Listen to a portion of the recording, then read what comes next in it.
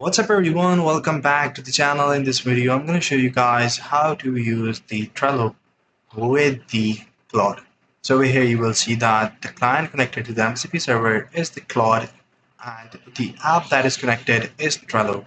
So over here you will see that for the monthly plan or free plan I have already consumed 102 credits out of 100, and over here you will see that when you go to the Claude you won't be able to see the connector of the Trello directly.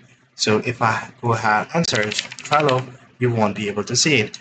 But what I have used instead is Zapier. Make sure you go with a Zapier or make.com.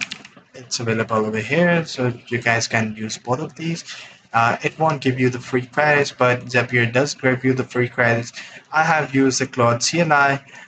Using the Claude CLI, I have actually connected the Zapier with the Trello and Zapier with the Claude.